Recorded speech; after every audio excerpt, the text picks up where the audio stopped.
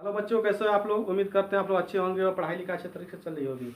हमने 2 chapter complete कर दिया है रसायन विज्ञान में। आज हम लोग पढ़ेंगे तीसरा चैप्टर जिसका नाम है परमाणु और आयन, एटम एंड मॉलिक्यूल्स।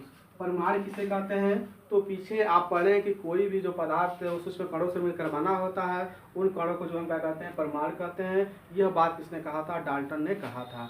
तो उसी के बारे में इस चैप्टर में अध्ययन किया जाएगा। तो चैप्टर का नाम है परमाणु एवं अणु।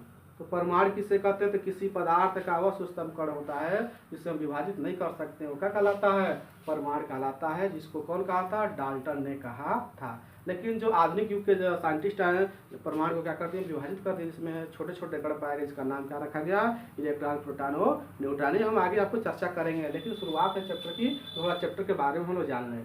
फिर है आणुवर्ण किसे कहते हैं, तो जब परमाणु आपस में मिलकर किसका निर्माण होता है, अणु का निर्माण होता है। जब 2 या 2 से अधिक परमाणु आपस में मिलते हैं उसे क्या कहते हैं, अणु कहते हैं। परमाणु किसे कहते हैं, तो किसी पदार्थ का सूक्ष्म कण जो क्या हो, अविभाज्य होता हो, उसे हम परमाणु कहते हैं। किसके अनुसार, डाल्टन के अनुसार। उसके पहले अगर पढ़ेंगे जो हमारे कुछ मुनि ऋषि थे, वो भी परमाणु के बारे में चर्चा किए हैं। तो हम यहाँ से शुरू करेंगे, चैप्टर की शुरुआत करेंगे इस हेडिंग से, जिसका नाम है द्रव्यमान संरक्षण का नियम। क्या हेडिंग आप लिखेंगे, द्रव्यमान संरक्षण का नियम। इसके आगे लिखेंगे, इस नियम के अनुसार किसी पदार्थ के द्रव्यमान को न तो हम नष्ट कर सकते हैं, न ही उत्पन्न कर सकते हैं, बल्कि क्या करते हैं, एक रूप से दूसरे रूप में हम परिवर्तित कर सकते हैं। उसी को क्या कहते हैं, द्रव्यमान संरक्षण का नियम। यानी द्रव्यमान हमेशा क्या रहता है, संरक्षित रहता है, उसको हम नष्ट नहीं कर सकते हैं, न ही बना सकते हैं, बहुत कर सकते हैं। तो एक रूप से दूसरे रूप में क्या कर सकते हैं, परिवर्तित कर सकते हैं। उसे क्या कहते हैं, द्रव्यमान संरक्षण का नियम। अर्थात द्रव्यमान कभी हम नष्ट नहीं कर सकते हैं। जैसे आपको एग्जाम्पल हम दें कि H2 है, इसका मतलब हाइड्रोजन गैस और ऑक्सीजन गैस, ये दोनों क्रिया करके आपको बनाते हैं क्या, जल। क्या बनाते हैं, जल बनाते हैं। ये आपस में क्रिया की, इसको रिएक्टेंट करेंगे, अभिकारक।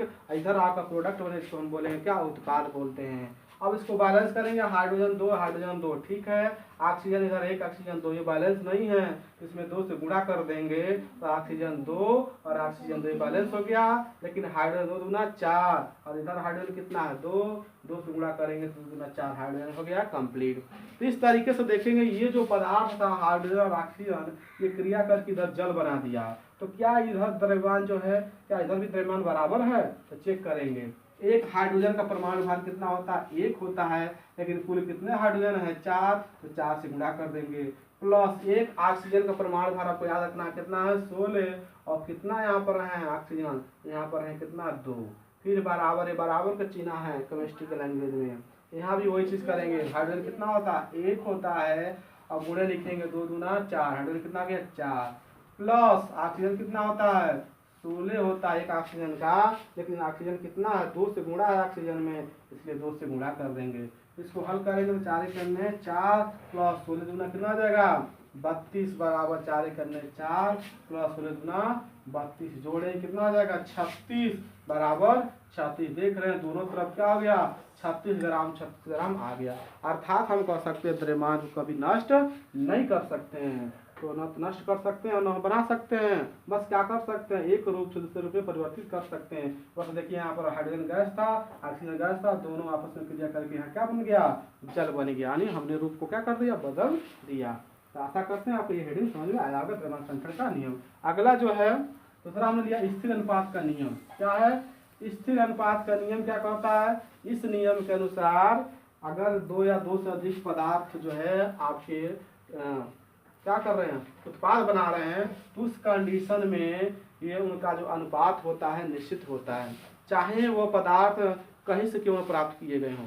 जैसे अगर आपसे कह दिया जाए कि जो जल है, वाटर, वो क्या है, समुद्र का जल है, पोखरे का जल है, नदी का जल है, चाहे नल का जल है, जल का सूत्र क्या होगा, H2O होगा। और इसमें हाइड्रोजन और ऑक्सीजन का जो अनुपात है कितना होता है, 1:8।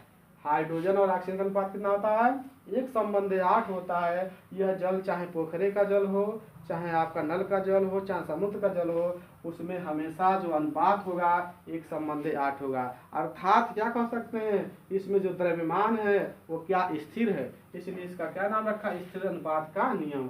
यानी कोई ऐसे पदार्थ जो विभिन्न स्थानों से प्राप्त किए जाते हैं फिर भी उसमें उपस्थित जो द्रव्यमान होता है उनका मान क्या होता है, हमेशा स्थिर होता है। उसे हम क्या कहते हैं, स्थिर अनुपात का नियम। चाहे कोई जैसे CO2 है, कार्बन डाइऑक्साइड, चाहे श्वसन क्रिया से कार्बन डाइऑक्साइड निकले या पेड़ पौधे अगर कार्बन डाइऑक्साइड दे रहे हैं, उसमें जो कार्बन और ऑक्सीजन का जो अनुपात है हमेशा क्या रहने वाला है, स्थिर रहने वाला, फिक्स रहने वाला, बदलता नहीं। इसीलिए इसका नाम क्या रखा गया है, स्थिर अनुपात का नियम। तो इस नियम के अनुसार किसी भी यौगिक को जो विभिन्न स्थानों से प्राप्त किए जाते हैं और उसमें उपस्थित यौगिक के जो अनुपात होते हैं हमेशा क्या रहते हैं, नियत रहते हैं, स्थिर होते हैं, उसे हम क्या कहते हैं, स्थिर अनुपात का नियम। तो आशा करते हैं आपको ये अच्छे समझ में आ गया होगा। तो आज के लिए बस इतना ही, धन्यवाद।